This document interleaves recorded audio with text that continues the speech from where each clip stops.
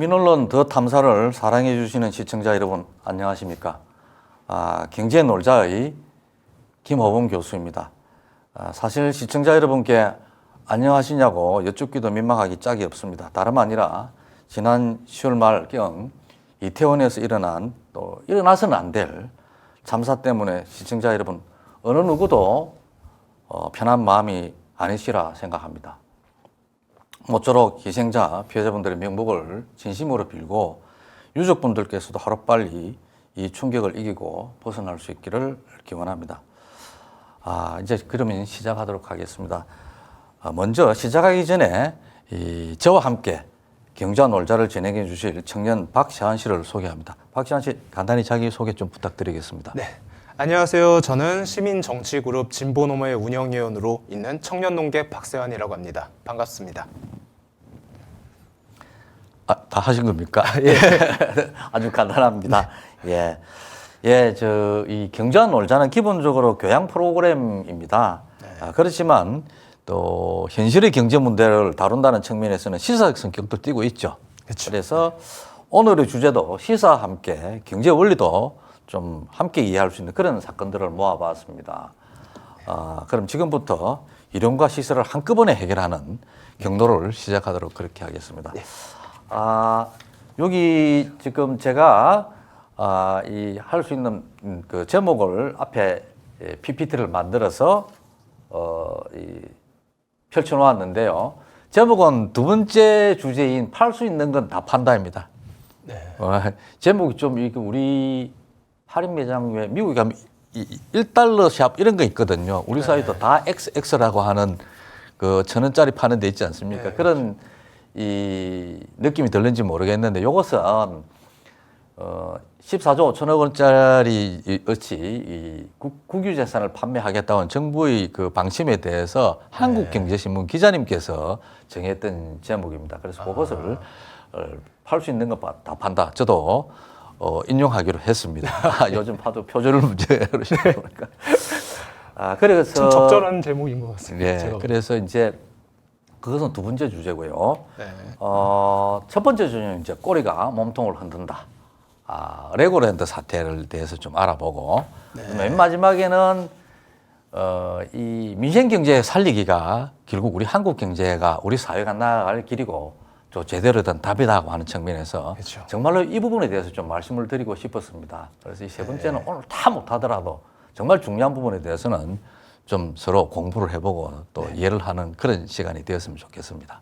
네, 뜻깊은 시간이 되길 바랍니다. 자, 그 다음에 그 첫 번째 주제는 이 꼬리가 몸통을 흔든다입니다. 시청자 여러분들께서도 뭐 꼬리가 몸통을 흔든다고 하면은 대충 짐작을 하실 겁니다. 얼마 되지 않는, 사실 얼마 되는 거 아니죠. 1억이 2,050억이라고 하는 돈이 적은 건 아닌데 이런 그 지방채 발행을 보증이 부도가 남으로써 전체 채권 시장, 금융 시장을 흔들고 있습니다. 그래서 제목이 꼬리가 몸통을 흔든다입니다. 이 레고랜드 사태인데요. 김진태 강원도지사가 이 발언을 했던 것 때문에 지금 난리가 좀 난 것이죠. 김진태 지사님 상당히 인물이 좋은 걸로 알고 있는데. 근데 레고랜드 가보셨습니까? 아니요, 저도 한 번도 가보진 못했습니다. 이름만 들었죠. 저는 이번에 처음으로 이게 강원도 춘천에 있는 거구나 하는 걸 처음 알았습니다. 저는 좀 멀리 좀 있기도 하고 부산에서 저도 사고 터진 다음에 기사들 찾아보면서 거기 있었구나라는 걸 알았습니다. 저도 아직 안 가보셨네. 네. 그래서 요거는 사진은 지난 3월 26일에 준공식을 했다고 합니다. 그래서 이번에 이제 좀 문제가 생기고 나서 제가 인터넷을 찾아보니까 연합뉴스에서 올려놓은 사진이더라고요. 네. 그리고 이것도 아마 그 앞에 정문 쪽에 있는 그런 사진이 아닌가 싶습니다. 그래서 이 레고랜드 사태가 과연 뭔가 이거를 좀 이해를 하실 필요가 있을 것 같은데요. 네. 원래 이 레고랜드는 2012년도에 강원도가 이 레고랜드라고 하는 그런 일종의 엔터테인먼트 시설이죠. 네. 이것을 조성하기 위해서 LL 개발이라고 하는 것을 설립을 했는데 네. 이게 이제 공사가 잘 안 되고 거기가 무슨 청동기 시대 때 유적이 나오고 해서 상당히 좀 어려움을 좀 겪어드렸습니다. 네. 공사가 많이 굉장히 지체됐었다라고. 그래서 네. 그러다가 이 공사가 지연돼서 2018년도에 사업 주체 사업 시행 주체가 강원 중도 개발이라고 하는 것으로 명칭이 변경이 되고요. 이 강원 중도 개발의 이 지분을 강원도가 44% 가지고 있다고 합니다. 그럼 나머지 지분은 영국에 있는 회사인데 멀린 엔터테인먼트와 우리나라 증권사들이 나눠서 배분을 하고 있는데요. 이게 지나면서 공사비가 자꾸 증가하게 되니까 SPC, 이 우리말로 번역하면 이제 쉽게 이야기하면 특수목적법인인데 이게 이제 I1 제1차라고 하는 것을 설립을 해서 이 I1 제1차가 이 강원 중도벽에 도를 빌려주게 된 것이죠. 그리고 I1 제1차는 이걸 개발 담보로 해서 이 채권을 발행을 하게 되는데 이게 이제 지금 ABCP라고 하는 겁니다. 이게 참 말이 어려운데 자산 유동화 기업음이라고 하는데 영어로는 Asset Backed Commercial Paper거든요. 발음 별로 안 좋아. 근데 그냥 이 번역을 하면 Asset Backed라고 하는 것은 자산 담보부 기업음입니다. 자산 유동화라고 하는 게 그렇게 어떻게 전문 업계에서 번역을 합니다만은 어쨌든 그렇게 번역을 하게 되는데 이게 I1 제1차라고 하는 게 아무런 실적이 없지 않습니까? 그쵸. 그러니까 그 채권이라고 하는 걸 샀다가 나중에 만기가 됐는데 돈을 이자는커녕 돈도 못 받을 가능성이 있어요. 누가 사겠습니까? 그렇죠. 그렇죠. 네. 그러니까 이걸 사도록 만드는 가운데 이제 강원도가 보증을 쓴 겁니다. 그래서 강원도가 보증을 쓰니까 여기에 대해서 강원도가 보증을 쓰게 되면서 A1 등급이라는 아주 높은 등급을 받게 되고 거기에 따라서 우리나라 여러 증권사가 채권을 인수해 가지고 채권을 인수한 대신에 돈을 제공을 했던 것이죠. 그리고 그래서 됐는데 올 2022년 9월 29일이 채권의 만기일이었다고 합니다. 그럼 만기일이 들어오면은 어떻게 합니까? 채권을 가지고 계시면은. 채권에 해당하는 액수의 돈을 갚아야죠. 그러니까 내한테 제가 이제 그걸 보증을 썼던 사람이거나 발행했던 사람입니다. 그럼 나한테 돈을 받아가기 위해 가지고 신청할 거 아닙니까? 돈 달라고 그래야죠. 그럼 내가 돌려줘야 되는데 그렇죠.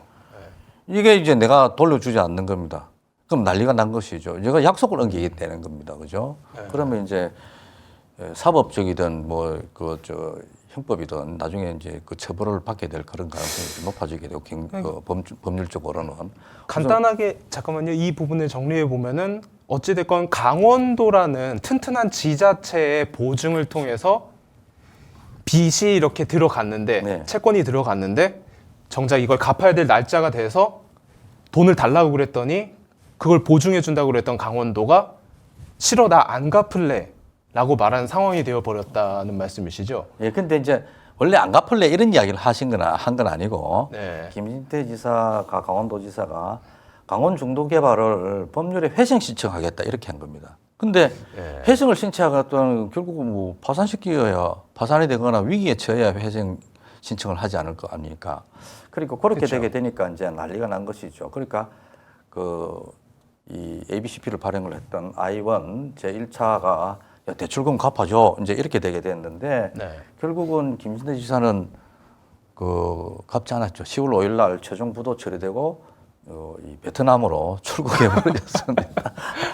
그 바람에 지금 이 연쇄적인 자금 경색이 일어나게 되고 채권 시장만 흔들리는 게 아니라 자칫 잘못하면 다른 금융 부문 또는 실물 부문으로 지금 여파가 퍼질 그럴 기세를 보이고 있습니다. 금융 경색이 나타나고 있는 것이죠. 아니, 이 부분에 대해서 궁금하지 않을 수가 없는 게 강원도 지자체는 그리고 김진태 도지사분은 대체 왜 이거를 돈을 제때 이거를 주지 않고서 상황을 이렇게 만든 거죠? 그 이유가 혹시 있을까요? 글쎄, 제가 그분 마음속에 안 들어가서 잘 모르겠습니다만 아마 좀 전임 도지사가 민주당 최문순 지사가 그렇지 않습니까? 네, 그랬었죠. 그러니까 이제 당의 색깔도 다르고 또 주관의 이념도 다르고 이러니까 좀 싫었겠죠. 그래서 한번 물 먹어라 이래가지고 안 준다고 한 것 같은데 그거 말고는 다른 이유를 잘 모르겠어요. 그렇지만은 과유불급이라고 합니다. 아무리 이 상대가 밉고 그래 해도 이것은 네. 금융시장에서 이 채권이라는 것은 계약이거든요. 이 계약 이건 바로 신용입니다. 이 신용을 지키지 않으면은 이제 의심을 받게 되는 것이죠. 실제로 금융시장은 참 유리판 같아서 네. 정말 사랑 다루듯이 조심조심 이렇게 다루어야 되는데 네. 상대방 믿다고 네가 이 사업을 시작했는데 내가 이거 부도 내가지고 결국은 이래가지고 강원도정이 시끄럽게 되고 하면 네가 당신이 네. 비난 받을 게 있겠지 뭐 이런 거 생각했는지 어쩐지 뭐 잘 모르겠습니다. 하여튼 뭐 제가 이런 말이 지나친지 모르겠습니다만은 좀 속은 잘 모르겠는데 이게 하지는 그렇게 해서는 안 되는 일이죠. 일단 도정은 지속되는 거 아닙니까? 도정은 그렇죠. 지속되는 거이기 때문에 약속은 약속대로 지키고 전임자가 했건 후임자가 했건 예. 누가 했건 어찌됐건 강원도의 이름으로 신용이 그렇죠. 이렇게 들어간 예, 예. 건데 예. 단지 그렇게 전임자가 정말 그렇게 미워서 그렇게 했다면 정말 판단을 잘못하셨던. 그렇게 해야만 소위 말하면은 그 도정이라고 하는 거, 네. 그 지방자치단체장으로서의 신뢰를 또 받을 수도 있을 겁니다. 그런 부분에서 그렇죠. 상당히 좀 아쉽다고 말씀드릴 수 있겠죠. 네. 네. 예, 이렇게 해서 이제 10월 5일 날 네. 그 이 채권이 최종적으로 이 부도를 맞이하게 되자 이게 이제 다른 쪽으로 방향이 튀기 시작하는 겁니다. 그래서 레고랜드 사태의 파장이 채권 시장을 경직을 시키는데요. 우리나라에서 가장 신용도가 높은 공사채, 공채들이 제대로 판매가 안 되기 시작합니다. 첫 번째로는 한국전력공사 채권인데요. 10월 17일 날 AAA급입니다. 그럼 최상위급이거든요. 네. 우리나라에서 한국전력공사, 한국가스공사, 그다음에 이 한국도로공사 뭐 이런 데는 네. 그 공공기관 중에서도 굉장히 신용도가 높은 기관들입니다. 그리고 이들 기관들이 발행해내는 것을 특수채라고 하거든요. 네. 그래서 이 특수채는 거의 국채에 준할 만큼 굉장히 신용도가 높고요. 네. 이런 이 국채와 특수채, 지방채를 합쳐서 이 국공채라고 흔히들 부르거든요. 굉장히 높은 것인데 10월 17일 날 4천억 원어치 두 차례에 걸쳐서 이렇게 했는데 거의 이자율을 6% 정도 주려고 그래서 5.75%, 5.9%. 그래서 2천억 원어치 이렇게 반액을 하려고 했는데 네. 아예 한 묶음이었던 2천억 원짜리는 아예 안 되고요. 다른 거 하나는 1,200억 원짜리, 2천억 원짜리는 800억 원어치만 팔리고 1,200억 원어치가 유찰돼 버리고 말았습니다. 그러니까 원래 이렇게 AAA급 국공채가 이렇게 유찰되는 상황들이 있나요? 거의 거의 없죠. 없는 상황. 거의 없는 상황인데 이제 그런 일이 이제 벌어졌던 거고요.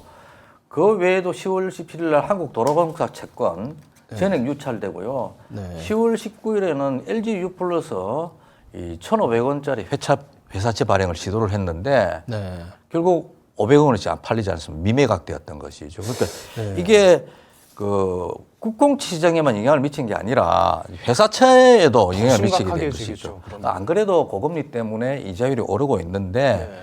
이렇게 그 국공채가 팔리지 않게 되게 되면은 회사채 가격은 더 오를 수밖에 없겠죠. 왜냐하면 국공채보다는 회사채는 아무래도 좀 네. 위험도가 높으니까 이자율을 더 줄 수밖에 없거든요. 제일 최상급이라고 하는 AAA급 국공채도 지금 안 나가고 네. 있는데 네. 그 아래에 있는 채권들이야 말할 것도 없는 네. 상황이 되는 거겠죠 아마. 예, 예. 그래서 결국 정부에서는 부랴부랴 10월 23일 날 비상거시금융경제회의를 이제 열게 되는데요. 네. 여기에는 이제 추경호 기재부 장관, 네. 또 한은 총재, 네. 또 금융위원장, 금융감독원장, 또 네. 우리나라 경제수석 이렇게 우리나라 경제의 상당 부분을 책임지고 있는 분들이 모여가지고 회의 결과 50조 원 플러스 알파를 유동성을 공급하겠다 이렇게 이야기를 합니다. 근데 이제 여기 유동성이란 말씀 아세요? 시중에 돌아다니는 그 돈이라는 예, 것 돈. 정도만 막연하게 알고 예, 있습니다. 그러니까 흔히들 신문에서 이제 유동성 이렇게 이야기하면은 네. 사람들이 그냥 넘어가는데 이 리퀴디티죠 영어로는 그러니까 유동성이라는 게 보통 시중에 통화되는 이 유통되는 통화 정도로 이해를 하시면 되겠습니다. 원래 네. 유동성이라고 하는 것은 어떤 상품이 이런 것들이 네. 금이나 화폐로 교환되는 이런 정도를 나타내는 것이거든요. 그래서 이제 화폐가 가장 유동성이 높다고 볼 수가 있겠죠. 그죠? 그래서 보통 시중에서 유동성 이렇게 이야기하면 뭐 통하다 이렇게 이해를 하시면 되겠습니다. 어쨌든 이렇게 50조 원 플러스 알파를 공급하겠다고 하니까 당장 급한 불은 껐습니다. 그러나 정부가 개입되고 난 이후에도 계속되는 이 불안이 계속되고 있고 한국가스공사채 제대로 안 팔리고요. 인천공항공사 채권도 그때 팔렸죠. 팔리기는 팔렸는데 굉장히 어렵게 팔린 걸로 그렇게 알고 있습니다. 그래서 상당히 어려운 이 채권 시장이 이미 계속되고 있다. 이렇게 볼 수가 있겠습니다. 결과적으로 2,050조 원을 쓰기 싫어서 잡아떼다가 정부 차원에서 50조 원을 풀어야 되는 상황이 되어버렸군요. 그다음에 이제 프로젝트 파이낸스 시장도 얼어붙어 가지고 서울 강동구에 있는 둔촌 주공 아파트에 있는 이런 그 아파트 자금도 1,231원을 차환을 해야 하는데 잘 안 되었습니다. 그러다가 겨우 차환을 하는데 성공을 했죠, 그죠? 그래서 일단 급한 불은 끄긴 껐지만은 지금 이제 신용 스프레드가 자꾸 이제 벌어지고 있고 안 줄어들고 있는 것이죠. 신용 스프레드는 이 국고채하고 이 회사채 사이 금리 격차인데 이게 줄어들어야 되는데 이게 사이가 커진다고 하는 것은 회사채의 이 이자 비용 부담이 커진다는 것이죠. 그러니까 상황이 안 좋아진다라는 거겠죠. 회사채의 상황이. 기업들의 이자 비용 부담 이자 그 부담 비용이 높아지기 때문에 기업으로서는 상당히 이 부담을 안아야 되는 그런 거라고 할 수가 있겠습니다. 그래서 앞으로도 조금 벌어질 수 있는 사태가 이제 부동산업이라든지 건설업이라든지 하는 이런 곳에서 직격탄을 맞게 되고 결국은 이 시공사가 이거 제대로 돈을 못 받는다든지 하는 이런 일이 벌어질 수 있는데 실제로 지금 그런 일이 벌어지게 되고 그렇게 되면 하도급 업체에 이제가 부도가 날 수밖에 없는 것이죠. 그래서 지금 한국건설산업연구원의 그 발표에 따르면 2022년 6월 기준으로 부동산 이 프로젝트 파이낸싱 PF 대출 잔액이 112조 6천억 원이라고 합니다. 그러니까 이게 거의 9년 동안에 한 3배 정도 증가했다고 합니다. 그래서 그런 것들이 좀 문제가 되고 있고요. 그 다음에 이제 조금 전에 세 번째로 이야기 적어놓고 있는 회사채가 금리가 급등할 것이죠.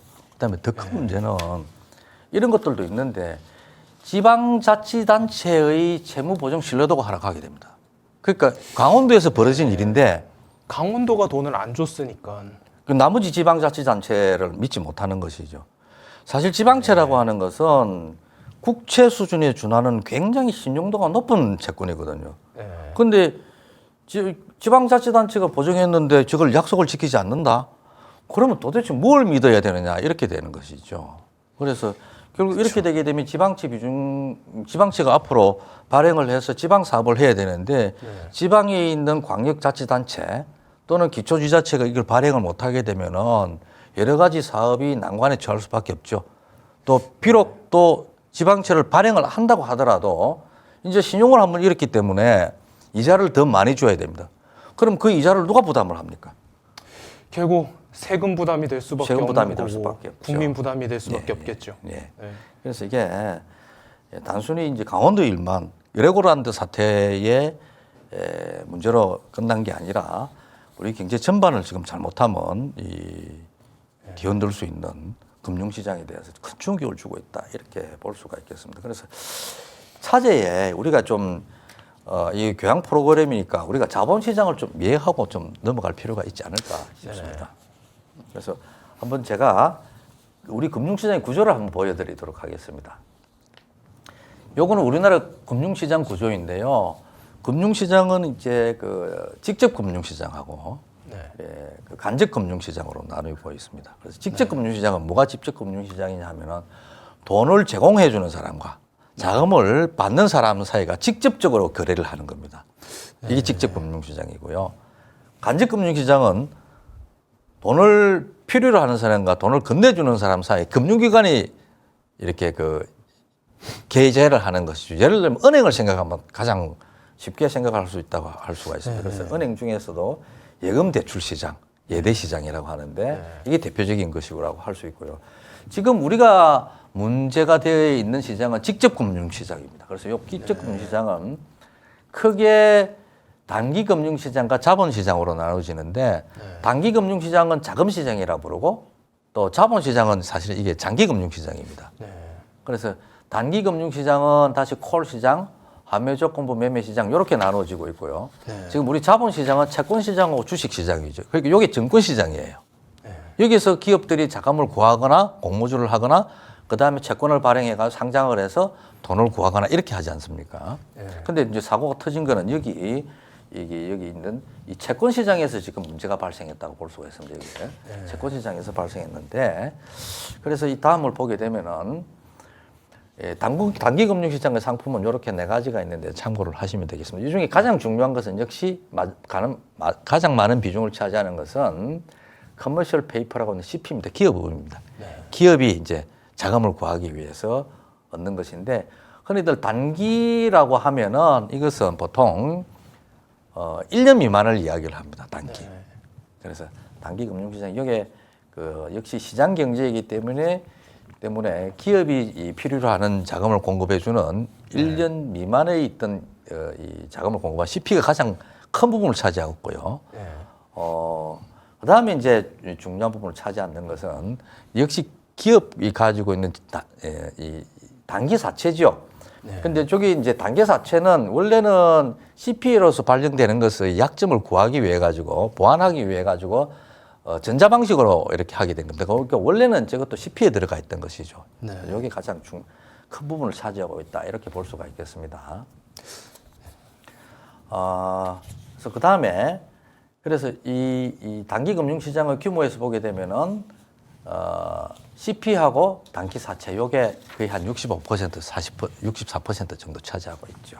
근데 이제 우리가 장기 금융 시장 이번에 사고가 난 이 증권 시장을 좀 볼 필요가 있는데 사실 이게 우리가 지금 정말로 금융 시장을 제가 애인처럼 사랑처럼 이렇게 조심스럽게 다루어야 된다고 했는데 왜냐하면 이 금융 시장이 우리나라 시장 개방도가 굉장히 높습니다. 그러니까 이게 혹시 IMF 때 그때 태어나셨습니까? 1998년도에. 요만했을 때 터졌었죠, 제가. 그래서 이 1998년에 우리가 아시아 금융위기 때 IMF로부터 구제금융을 받는데 구제금융 받는 데 거로 우리가 금융시장을 거의 완전히 열었습니다.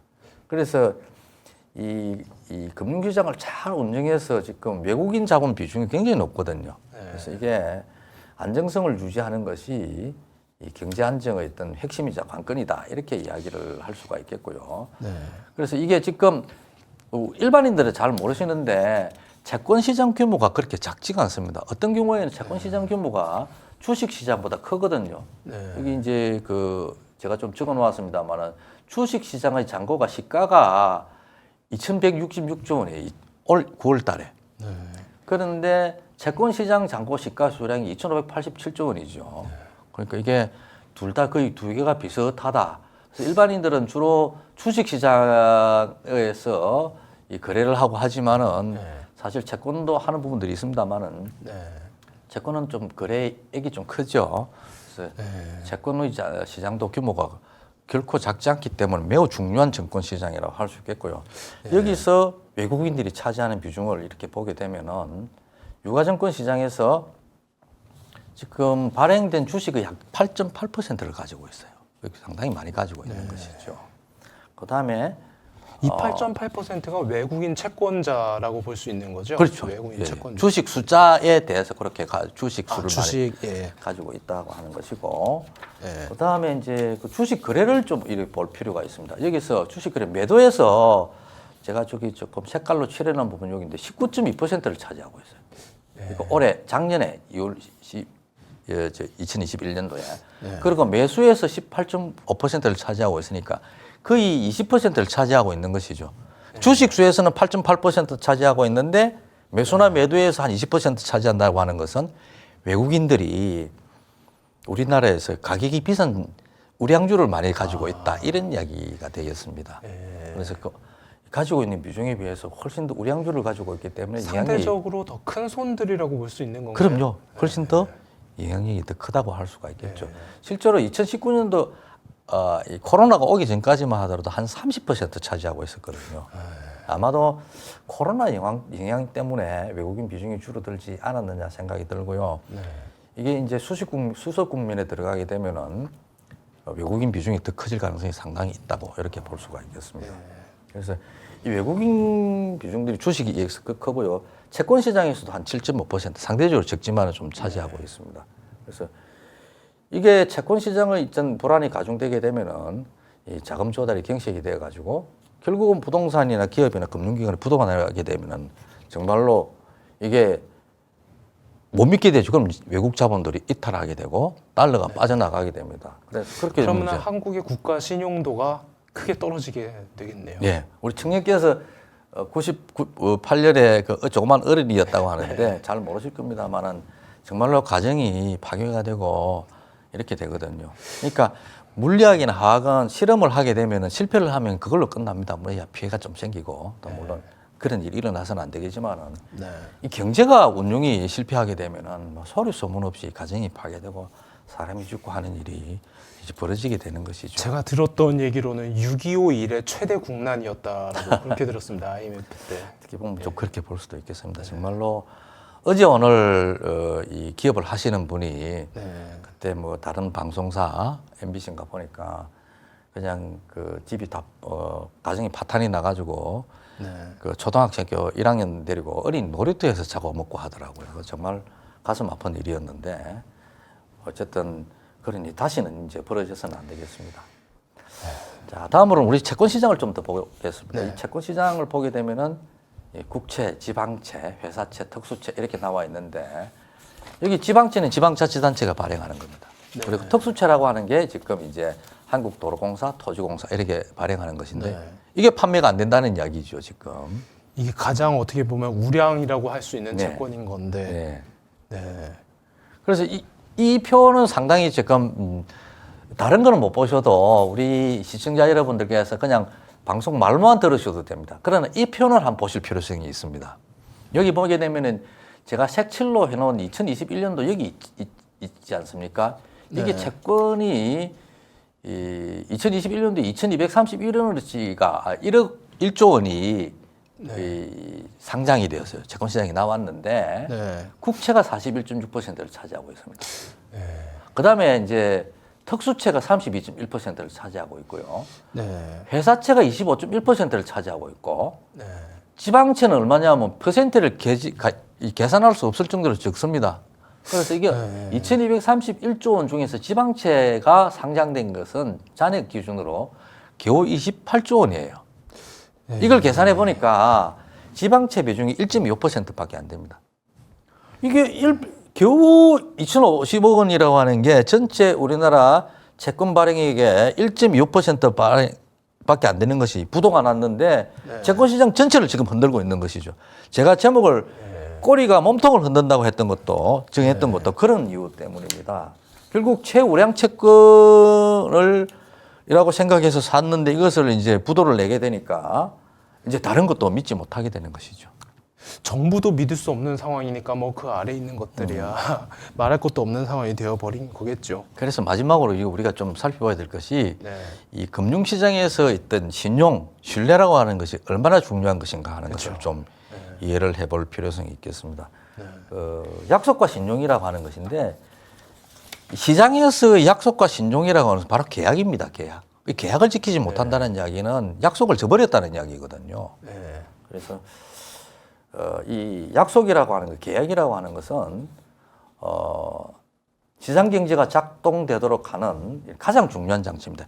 약속 지킨다고 하는 것은 물론 다 중요합니다. 다 중요한데 특히 금융시장에서 약속이라고 하는 건 굉장히 중요하다. 신용이라고 하는 것은 중요하다. 이렇게 생각을 할 수 있습니다.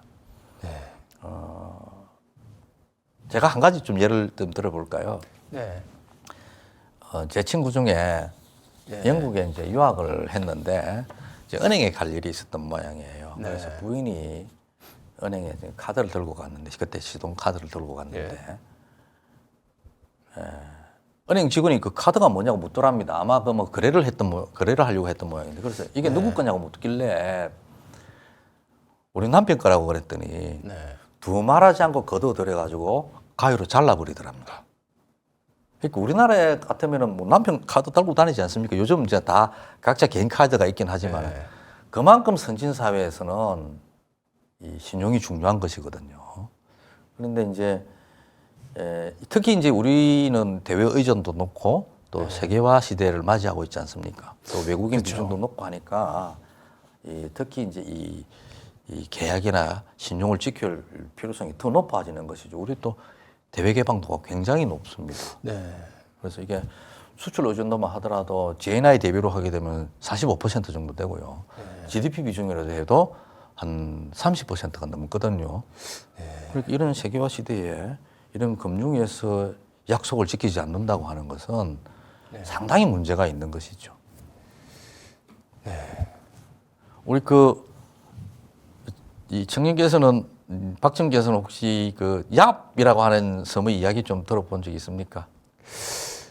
제가 안 그래도 이번 코너에서 한번 언급이 될 것 같아서 한번 알아봤는데 얍섬이라고 하는 서태평양 캐롤라인 군도에 있는 조그만한 섬이라고 하더라고요. 한 인구수가 4,000명, 5,000명 정도밖에 안 되는 섬이에요. 그런데 이 섬에서 살아가는 사람들이 옛날에는 커다란 돌을 화폐로 쓴 거예요. 커다란 돌에 사진이 이제 올라가는지 모르겠는데 사진을 보시면 아시겠지만은 커다란 돌에 구멍 하나 뚫어놓고 이거를 화폐로 쓰는 겁니다. 우리나라 옛날 엽전 비슷하게 생겼네요. 근데 다만 크기가 과도하게 다르죠. 그러니까 우리가 보면은 저렇게 큰 걸 어떻게 일일이 들고 다니면서 거래를 할 수가 있냐 생각할 수 있는데 저 돌을 당연히 들고 다니지 못합니다. 저렇게 그냥 세워놓는 거예요. 재산인데. 그래 놓고 저렇게 세워놓고 마을 구성원이 얼마 되지 않으니까 자, 잘 들어. 이 돌은 내 돈이고 내 재산인 거야 라고 선포를 한대요. 근데 얼마 되지 않는 공동체다 보니까 이제 서로 그렇게 다 아는 거예요. 저기 있는 뭐 키가 한 요 정도 되는 돌은 옆집 사는 아무개 돌이다. 그래 놓고 이제 이걸로 거래를 어떻게 하냐면은 이제 필요한 물품을 상대방으로부터 이제 구입을 하잖아요. 가령 옆집 사람한테 찾아가고 내가 쌀 한 가마니를 샀어. 그러면서 뭐라고 말하냐면은 내가 원래 소유권을 가지고 있었던 키가 요만한 저 돌, 이제 당신 돈이야. 이런 식으로 또 선포를 하는 거예요.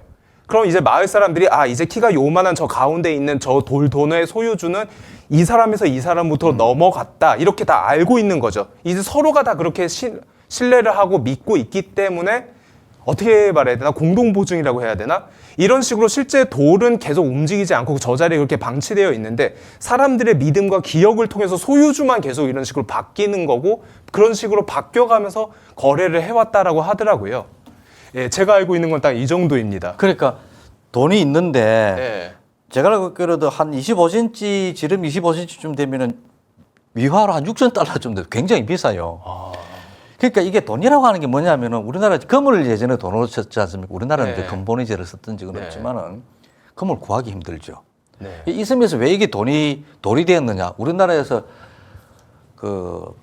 금을 돌같이 보는 사람은 최영장군이죠. 여기에서는 돌을 금처럼 보는 겁니다. 돈으로 보는 것이죠. 왜 그런가 하면 이 단단한 돌이 없는 거예요. 그래서 실제로 섬을 보면 지도를 여러분들께서 이 시청자 여러분들께서 얍이라고 쳐서 한번 보십시오. 필리핀 옆에 태평양 동쪽으로 가게 되면 얍이 있고요. 거기서 한 650km 정도 떨어진 곳에 팔라우라고 하는 섬인데 거기 단단한 돌이 있으니까 가져오기 힘들잖아요. 그래서 거기 가져오니까 그 귀하니까 가격이 비싼 거예요. 금도 마찬가지죠. 그래서 그런데 이건 이제 돌이라고 하는 게 무거우니까 놔두고 서로 교환을 하니까 결국 오늘날처럼 우리가 화폐로 거래를 하지 않고 카드로 쓰잖아요. 그런 것처럼 이게 신용화폐 기능을 하게 되는 겁니다. 90년대도 좀 썼다고 하더라고요. 최근까지도. 그래서 이게 최근까지도 계속 사용하는. 관광객들이 실제로 유통되는 화폐인 거네요. 아직까지도. 뭐 지금 어떤지 모르겠는데 이제 찾아보니까 관광객들이 많이 들어오니까 요즘 유로 하나 달러 하나 쓰긴 하는데 일부 부족 사회는 아직도 쓰고 있다. 뭐 그런 이야기도 있는데 하여튼 거짓말 같은 사실인 것 같습니다. 이런 화폐도 있구나 되게 좀 놀랍긴 하더라고요. 근데 이런 것들은 결국은 그 시장에서 서로 믿음이라고 하는 게 얼마나 중요한가. 네. 만약에 서로 믿지 못한다면 돌적이 있는데 그 있는지 없는지 어떻게 압니까? 그렇죠. 네, 굉장히 중요한 것이고요. 그 우리가 이 돈이 이제 발생하는 이런 과정을 보게 되면은 결국은 좀 우리가 예전에 물물교환 했지 않습니까? 쌀, 보리, 면포, 집신, 뭐 붓, 고등어, 금 이런 거 있는데 나중에 이런 것들을 교환하는데 아주 편리한 수단이 금이 등장하거든요. 왜냐하면 고등어 같은 것은 금방 상해버리지 않습니까? 그렇죠. 그러니까 금을 갖고 있으면 다른 상품하고 교환되기 시작하니까 금이 나중에 유럽에서는 상품이 화폐가 되는 것이고요. 네. 그러니까 사실은 금이라고 하는 것도 상품 일종이죠. 네. 그러니까 야합섬에서는 돌이 금 같은 역할을 하게 된 겁니다. 그러니까 이게 사실 돈이 우리가 돈을 많이 벌고 뭐 이렇게 하지만 돈이 뭔가 이걸 좀 생각을 좀 해봐야 되는데 그리고 그 금을 이제 들고 다니니까 닳고 이러니까 이제 놔두고 야 내가 돈을 지폐를 찍어 종이를 주니까 이거 금 대신 써 이게 이제 국가가 나서면은 이제 지폐가 되는 국가 지폐가 되는 것이죠. 그래서 만약에 국가의 말을 신뢰를 못하게 되면은 그 누가 그 지폐 그 종이 쪼가리인데 그거 금이냐 금으로 바꿔주겠냐? 뭐 힘이 약한 나라는 잘 안 바꿔주겠죠, 그죠? 이 지폐고 그것도 나중에 불편하니까 요즘 우리 전부 다 신용카드 들고 다니고 있고 저는 좀 사용하고 있지 않습니다만은 스마트폰에다 QR 코드 찍어가지고 이렇게 하더라고요. 이렇게 신용의 이 발전으로 이렇게 화폐가 진행되어 왔는데 야합섬의 화폐는 바로 저런 신용카드 같은 역할을 하는 것이죠. 결국 그들과 현대사회의 차이점은 돈이 돌이냐, 종이냐, 혹은 카드, 플라스틱으로 된 카드냐, 이 정도가 있다라고 말할 수 있겠네요. 좀. 그래서 우리나라에서는 참 마음 가슴이 아픈 일이 있습니다. 화폐 주권을 뺏긴 적이 있거든요. 이제 이 잘 안 알려져 있는 일인데 1905년에 그 일본이 들어와서 일제강점기. 화폐 일제강점기가 되기 전인데 이제 그때 그해 우리가 외교권을 뺏겼죠. 네. 그리고 이제 재정고문인 일본인 그 메가다라고 모카 전종태랑이라고 해요. 메가다라는 사람이 재정고문으로 들어와가지고 화폐 정리 사업을 하는데 이제 그때 우리나라는 엽전만 있었던 게 아니고 네. 저 백동화라고 하는 그 니켈이 들어가 있는 돈이 있었습니다. 근데 이게 막 여러 개 있어 막 심지어는 불국교당이라고 프랑스 신부가 있는 천주교 성당에서도 돈을 찍어냈다 이런 기록도 있거든요. 그러니까 만들어놓고 막 찍어내니까 일본이 이걸 이용해 가지고 이거를 폐화 처리를 해버리는 겁니다. 그래서 자기들 일본인 상인들끼리만 이렇게 백동화 몇월 며칠 이후로는 이렇게 이 거래를 못 하고 제일은행권이라고 하는 것을 돈을 쓰도록 하겠다. 제일은행이라고 하는 일본 은행이 아니고요. 일본에 본점을 두고 있는 일개 사설은행이거든요. 이렇게 한번 생각해 보십시오. 사설은행이 그럼 화폐 발행권을 가지는 거예요? 그러니까 그렇게 이제 뭐 억지로 쓴 것이죠. 그러니까 이제 만약에 이거 반대로 한번 생각해 보십시오. 우리나라에 있는 예를 들어서 KB 은행이라고 하죠. 국민은행이라고 하죠. 국민은행이 일본에 가가지고 국민은행권 발행해가지고 말이지 일본 돈 못 쓴다 이렇게 하게 되면은 이게 말이 되는 소리겠습니까? 그럼 당연히 허락을 안 하겠죠, 일본 정부에서. 이제 그런 일이 이제 벌어지게 된 겁니다. 그래서 나중에 되게 되니까 한국 사람들 손에는 나중에 폐기 처분한다고 되어 있는 백동화만 남아 있고 엽전 같은 거는 뭐 일본 사람 다 가져가지고 좋은 금이나 은으로 다 바꾸고 있고. 그래서 실제로 우리나라 시신 상인들이 활동하던 종로상인 아닙니까? 그래서 종로에 이 상인들이 자살자 명단들 파산해서 또 피해자 명단들, 도망자 명단 이런 것들이 남아 있거든요. 이건 무슨 의미를 하냐면은 화폐 주권을 뺏긴 것이죠. 화폐에 대한 신뢰를 외세가 완전히 빼들어간 것이죠. 그러니까 이게 참 아픈 역사라고 할 수 있겠고요. 더불어 좀 한 가지 말씀드릴 것은 우리 사회에서 한국 예착길조원이라고 하는 데가 있습니다. 혹시 어떤 기능을 하시는지 아십니까? 글쎄요, 전 잘 처음 들어보는 얘기라서. 우리가 주식을 사고 팔고 이렇게 하면은 옛날에는 종이 정권을 자기가 가지고 있어야 했거든요. 1956년 대한증권거래소가 성립할 땐 그렇게 했습니다. 그런데 지금은 증권을 사고 사면 우리 모바일로 주식 투자하십니까? 예전에 그냥 조금 장난으로 몇 푼 넣어봤다가 그게 좀 잃어가지고 그 다음부터는 손을 안 대고 있습니다. 저는 몇백만 원을 한 80년대 말에 좀 했었는데 공부가 안 되더라고요. 그래서 막 그 후로는 제가 주식 가격 보지 않고 주식에 대해서는 잘 알지는 못하는데 다만 주식은 사는 원리만 알고 있죠. 근데 이제 주식은 이런 거예요. 그 사잖아요. 네. 모바일로 사면은 그 모바일로 이 사람이 샀다고 하는 것을 한국예탁결제원에서 기록을 해둡니다. 그러니까 우리는 주식을 실제로 못 보고 그냥 모바일로만 사고 팔죠, 그죠? 그런데 이 한국예탁결제원의 기록을 우리가 못 믿는다 하면 어떤 일이 벌어지겠습니까? 주식시장이 거래를 할 수가 없죠. 예, 주식시장이 무너질 것 아닙니까? 그렇죠. 주식시장이 무너지게 되면 기업이 자금을 구할 수 없으니까 기업이 무너지겠죠. 그렇죠. 그래서 이렇게 생각하면은 이 시장 경제에서 얼마나 신용이 중요한 것인가 하는 것을 이렇게 알 수가 있겠습니다. 지금 우리 이 채권 시장에서 채권 이자율이 높게 오르는 것은 미국이 이제 금리를 올리는 것도 영향이 있지만 기본적으로 강원도지사가 이 부도낸 것에 대한 금융시장의 분노다, 복수다 이렇게 봐야 됩니다.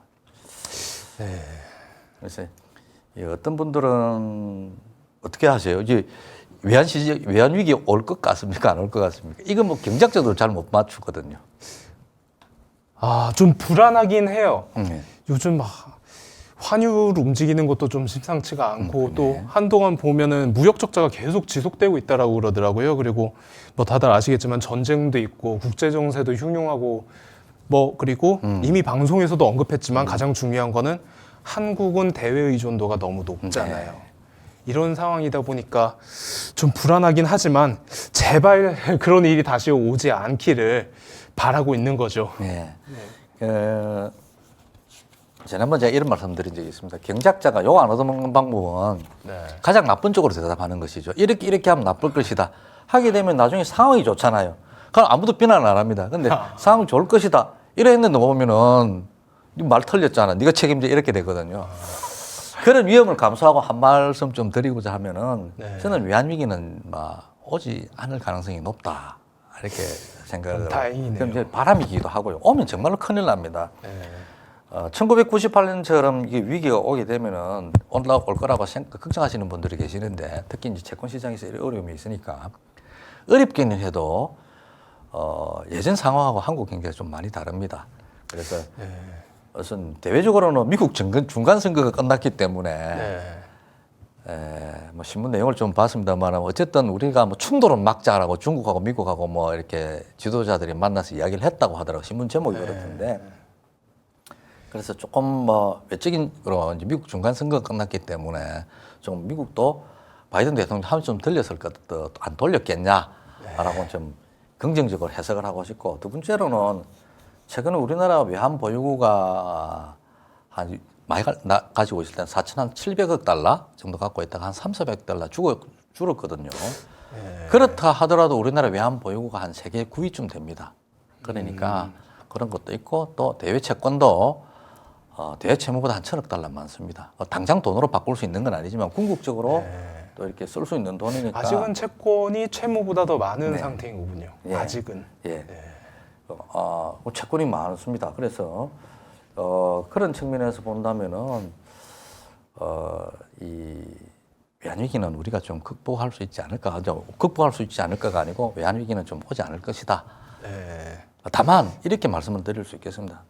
이번 이 최우량 채권에 대한 이 지방자치단체의 보정 거부 이 부도 처리와 마찬가지로 이런 일이 자꾸 벌어지면 곤란하다. 이게 한 번 더 벌어지면은 정말로 곤란한 일이 벌어질 겁니다. 그래서 정말 이런 일이 안 벌어지도록 금융시장이 좀 안정되기를 좀 바라하지 않습니다.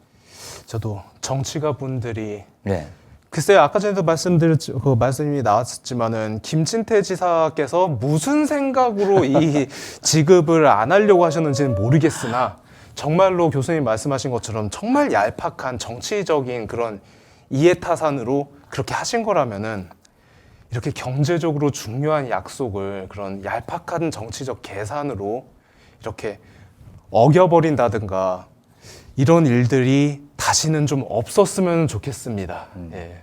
뭐 그분 생각이 어떤 생각인지 모르겠지만은 네. 앞으로 좀 조심만 하시겠습니까? 근데 사과는 제대로 했습니까? 어땠습니까? 저도 그게 안 그래도 궁금한 상황인데요. 제가 찾아본 바로는 그렇게 명확하게 아직까지도 사과를 하셨다라는 기록을 찾아보지를 못했습니다. 그냥 뭐 도의적으로 좀 미안하긴 하지만은 내가 여기까지 그 의도했던 건 아니야. 채권단이랑 다른 데서 좀 이상하게 대응을 했어. 이런 식으로 좀 말씀을 하신다라고 그렇게 들었거든요. 그냥 화끈하게 내가 도지사로서 좀 생각을 잘못한 것 같다. 깔끔하게 말씀해 주시는 게 본인의 정치적인 입지를 생각해서라도 더 낫지 않을까 하는 생각이 좀 듭니다. 네. 예, 그래서 여기까지 우리 증권시장, 우리 금융시장의 구조를 살펴봤고 네. 또 이 금융시장에 특히 이제 계약이나 신용이라고 하는 게 신뢰도라고 하는 게 얼마나 중요한 것인지에 대해서 이해를 해보았습니다.